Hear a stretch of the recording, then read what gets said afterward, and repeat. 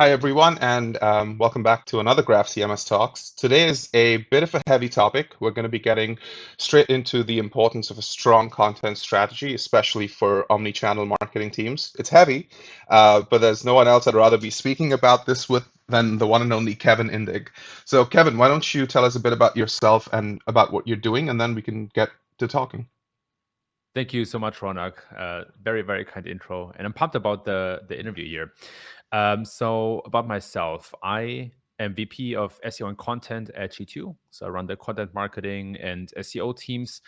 And we're a software marketplace specifically for B2B software. I'm also the creator of the TechBound newsletter and podcast, where I go beyond SEO, help people with developing meta skills that make them better SEOs and ultimately better marketers. And previously, I worked at companies like Atlassian, Dailymotion, a couple of startups, and then paid my dues in the consultancy world before that. And I'm also a mentor at the German Accelerator, where you and I met. So just briefly for the audience, the German Accelerator is the official startup program of the German government. And I've been a specialist mentor for specifically go-to-market marketing at the German Accelerator for, I think, 4 years now. 4 years now, yeah. Long time. And also I wanted to add that you've got your own blog, Kevin Indig, and that's how I actually came to hear about you before, because there's a lot of great content that you've been putting out, and I will be sharing your socials as well at the end of this, and I highly recommend your content to everyone that is interested in a good, solid, sustainable marketing strategy. So super happy to have this conversation with you, and yeah, let's get right into it then. Thank So you. Thank you. it's a heavy topic, but if we take a step back to really sort of put context on omni-channel marketing from a strategic point of view, what are your thoughts on the sort of importance in having a really good foundation on a strong content strategy? It is a heavy topic. And see, my own personal story led me from being a practitioner and somebody who created content primarily for a living to somebody who now looks at it from a strategic perspective. And I still am a practitioner in my own personal endeavors, my blog, right? But my main job is to look at content from a strategic perspective. And that's why I find this question so interesting. The answer is that the importance is major, actually. And the reason for why that is because the landscape of content looks very heavy on the commodity side. So Right. most content that you find on the internet or even outside of the internet is very mediocre, it's very easy to replicate. And because it's so easy to create content at the same time, the landscape that we find ourselves in is that it's very hard to get backlinks, it's very hard to get social shares, it's very hard to get traffic, and there's this strong noise out there of just like mediocre low quality content. And that means for users, we have to dig ourselves through the internet to find the gems, to find the really good stuff. And at the same time, that means for businesses that there is a high risk of falling into that mediocre bucket where you're basically, you know, uh, you don't exist really to internet users, right? So it's almost like banner blindness in the advertising world. I think we have that same situation for content that just isn't good and doesn't stick out. So the antidote to that is obviously a strong content strategy. In reality, is that most people and companies have no idea what a strong content strategy looks like. Right. But at the same time, if you get it right, you build a strong brand, you get all these links, you get a lot of traffic, you get a lot of revenue, which is where all of this should ultimately lead to. So I think a strong content strategy is absolutely crucial today. Right, and that's an interesting point you make as well with how much content is out there and how hard it is to really differentiate it. So, sort of looking into how adaptive most marketing teams are, where you really can't figure out your day to day and you have to sort of adapt to things that are changing and be reactive as well at some points. What do you think are the consideration that teams need to make in sort of differentiating their short-term strategy versus their long-term? Right. Short term to me is all about quick results, more or less. And then the long term is where it gets much harder, but also much more important. Right. So in the short Mhm. term, you focus mostly on how much traffic can I drive, how many links can I get, how much revenue can I make, what are the low-hanging fruit keywords on the second page of Google, what linkable assets do I have, right? So it's all about the now, all about the present, all about what I can do in the next couple of weeks.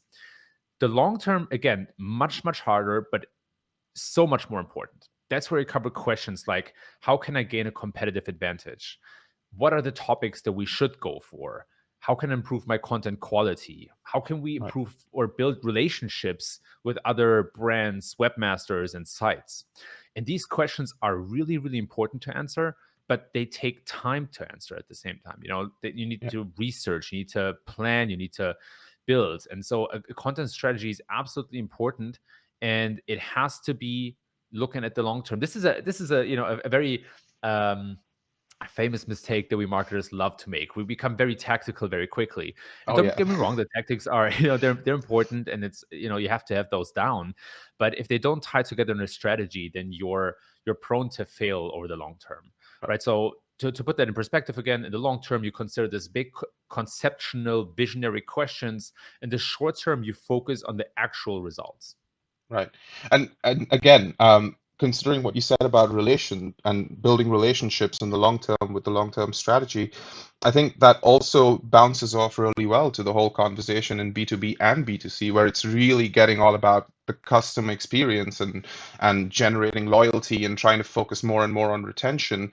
So we've all been used to this real multi-platform approach where you've got something going on the website, let's just push it to the app, do some CRM, get on mobile and see how it works out, which was fun for a while, but it's not really working anymore. And a lot of companies are really starting to focus on the whole concept of this omni-channel marketing and keeping the whole user journey consistent. So given that content marketing itself is a small part of that, how do you see the sort of overarching content strategy playing a role in this omni-channel experience? I do see content very much at the core of an omnichannel experience, because if you think Hmm. about it, SEO uses content, paid ads use landing pages or downloadable Hmm. assets, which are content. Email in itself is content or points people at content. So content is always involved, right? It's always at the Right. core. And at the same time, I think it's important for a team to recognize a couple of things. First of all, content has many stakeholders. It's very rare that you have a single team owning all the content and nobody else has some need for it, right? Like at the very least, it's the CEO who says, "Oh, this is not our brand," or I want this topic to be covered," or "I want to write that thought leadership piece." Very often, it's sales, and so you have to manage these stakeholders. You have to bring alignment, you have to push that forward, you have to advocate content within the company, but always make sure that you align everybody around it to multiply your chances of it being successful. If the CEO shares your content, obviously gets a broader reach, comes with a different credibility and sometimes trustworthiness. If sales leverages your content, that's a very good signal. That means it's valuable to customers as well. And so when we really think about it, we also realize that content has its own life cycle, right? Like it gets outdated, it needs maintenance, it needs grooming, it needs updating. It gets used, and then you need to bring some fresh stuff. Yeah. So stakeholder management, lifecycle management, and then I think as teams, the most important thing is to find a workflow for that, or a process, or some sort of a boundary or guardrail that helps us to facilitate stakeholder management, lifecycle management, know who's responsible for what and what the outcome ultimately should be. So I Right. think within omnichannel marketing, and I do see omnichannel marketing as very, very important. But I think within that, it only increases the importance of managing content and not just creating it. True. And I think this really ties in well to what you've blogged about quite recently as well, because I think you recently wrote a piece on what you think the four sort of main scalable channels are for B2B and B2C. And you were very particular in naming that SEO, sales, ads, and I think product virality are what really factor into this. So looking at these scalable channels and looking at the sort of omni-channel focus that everyone wants to have, how do you see a strong strategy playing into this entire ecosystem? That's a fantastic question, because I think we as marketers and content marketers, and I consider myself a content marketer as well, we always think that content marketing is super scalable. It's not really. It's scalable to a degree, but it's not Mhm. scalable as something like scaling SEO with an inventory like an Right. Amazon, like a Spotify, or even like a Trello, for example, Hmm. to mention a SaaS example. So it is possible for SaaS companies as well, but content marketing, the scalability is limited.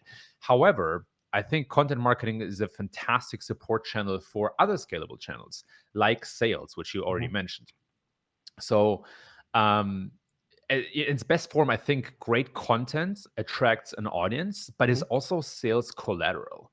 We actually put a lot of effort into this here at G2 to make sure that we also create content that sales can share, that educates our customers, that helps them really understand the value of our platform, that helps them, find new avenues of marketing. So it's not just about the actual traffic and direct revenue generation or direct response. It's also a support material that Right. allows sales to engage. It allows sales to accelerate the sales cycles and so on and so on.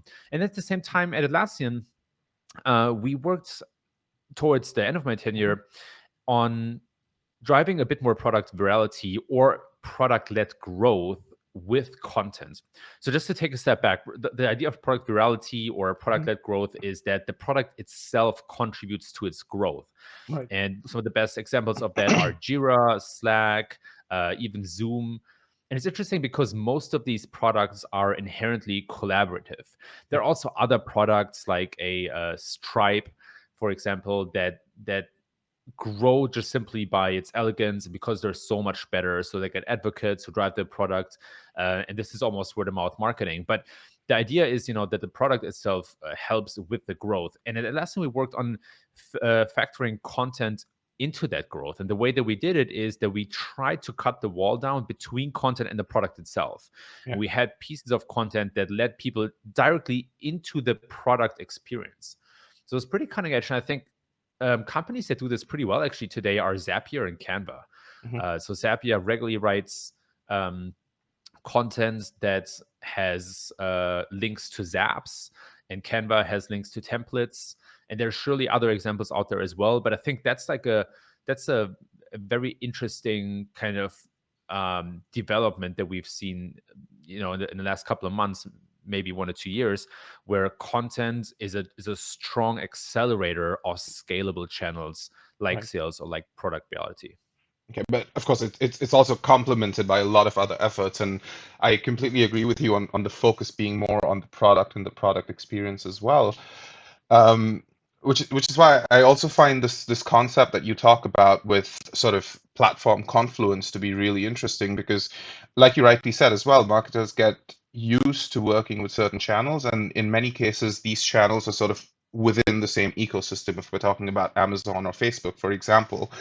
But looking at the bigger picture on the sort of strategic landscape, so to say, do you feel that this is something of a benefit or a drawback? Because teams, or at least marketing teams, get sort of a lot more narrow visioned and focusing their strategy around the ROI they get from certain platforms within an ecosystem. Do you think that's sort of taking away their wider vision over the whole landscape and they're getting too concentrated and missing the bigger picture?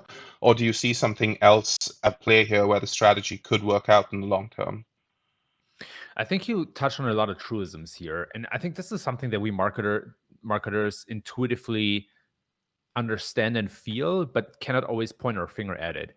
And that's why I kind of wrote this piece about the idea of platform confluence, which is the convergence of several platforms within an Hmm. ecosystem to better understand and monetize its users. So that's very abstract. So let me give you a tangible Yeah. example. Google now allows you to run discovery ads, Hmm. which appear on YouTube, in Gmail, and on the Discover feed on mobile in the Google app. So you can now advertise more and more across all of Google's platforms. Yeah. Same thing for Facebook, right? Obviously, Facebook owns Instagram, WhatsApp, a couple other companies, and you can now advertise on Instagram in the Messenger, and they bring all of these platforms closer together. Obviously, track users as they move across these platforms. And for a company like Google, that means that Hmm. they have the two largest search engines with Google and YouTube. They have Gmail, which is the most used email provider. They have Android, which is the most used smartphone OS. They have Chrome, which is the most used browser. So Oh, for which these is big tech everywhere. companies, yeah, they're just everywhere. And by bringing, by cutting down the walls between these platforms, they have a really accurate picture of what people are doing. And at the Right, same time, it allows them to, with that data, they can better advertise, and they can then transfer that value to the advertisers, which make over 80% of the revenue, and allow them to target users across these different platforms. And that's a right. new development that I coined platform confluence. Mhm. And that comes with a couple of implications. Um, One of them is this need, and I think nowadays it's almost crucial to develop towards omni-channel marketing.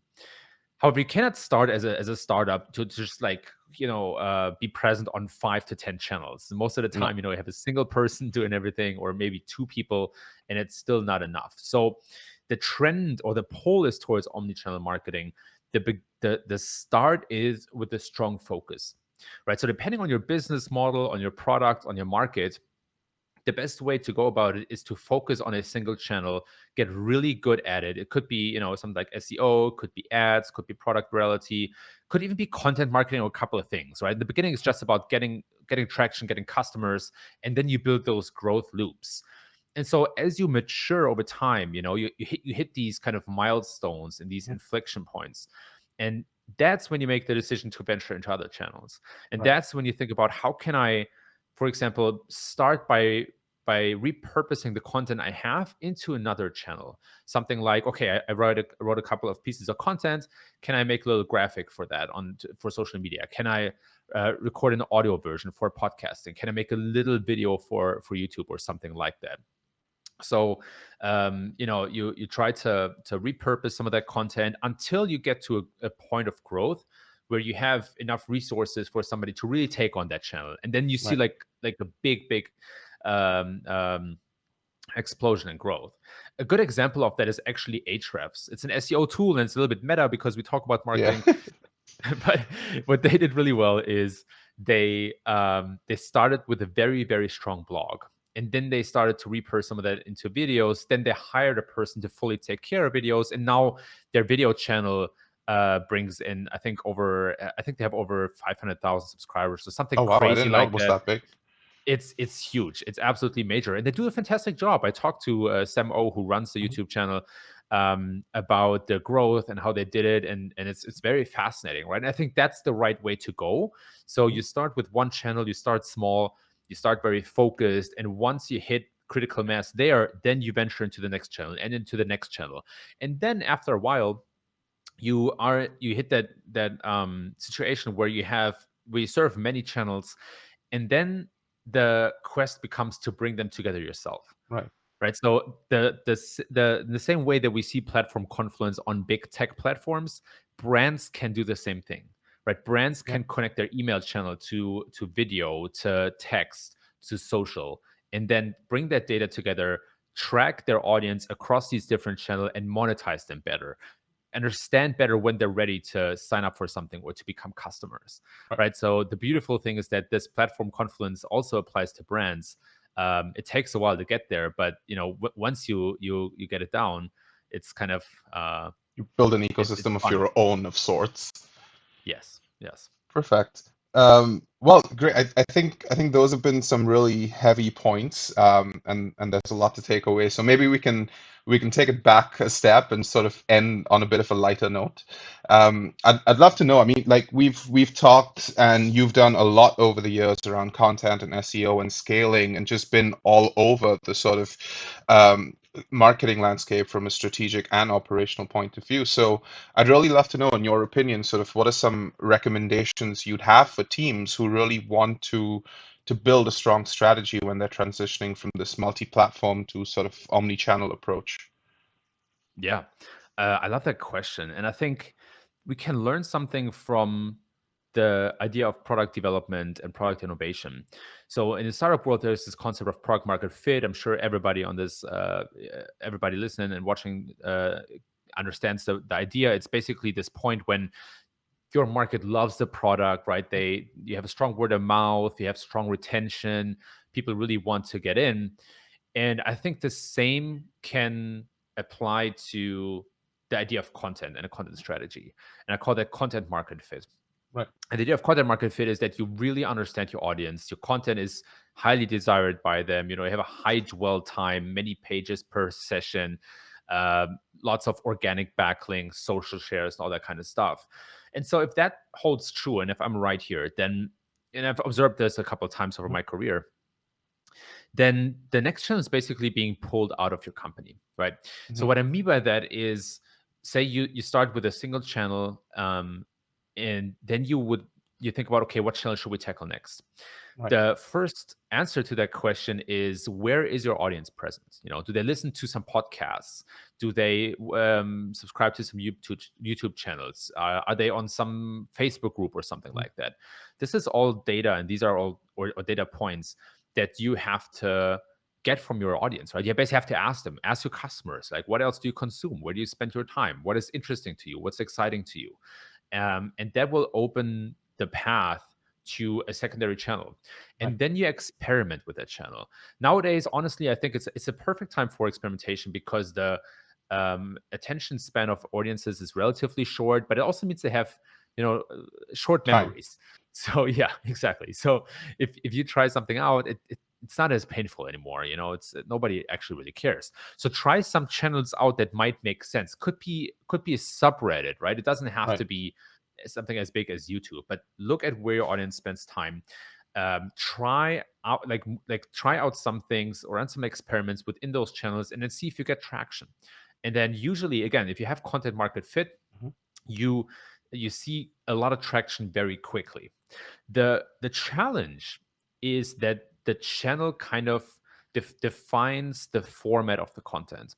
So if, for example, long form content works really well for your blog, doesn't mean that 20-30 minute videos work well on YouTube. True. You have to kind of do that discovery from scratch. You have to redefine the format of the content, but it's helpful, because that means that you can maximize the potential of that specific channel that makes sense to you. So to summarize that, really understand where your audience is present, what they like, let that inspire you Mhm. to run experiments on these channels, and try out different formats. You really have to go with a zero based mindset, where you start from scratch and really develop the format from the base. And that's usually the best recipe for success. Got it. Well, this was fun. I mean, it's been a very packed conversation. I don't think we really took a moment to breathe there, but I've enjoyed it, and you've had some great points. I mean, for me, definitely, there's a lot to consider as well, because there's new perceptions to a lot of things that we've been doing that you've added. So I personally really appreciate that. And what I'm going to do is I'm just going to pull up your socials on the screen now, because I would really like everyone to check out at least your blog, if not your other formats and channels, because you're very active in marketing. But I highly recommend everyone take a look at Kevin's content. It's great, it's fresh, and it's really insightful. So, Kevin, again, thanks so much for doing this. I've really enjoyed our conversation. Thank you, Ronak. It was a pleasure to be on, and thanks for the great questions. Absolutely, anytime. Bye.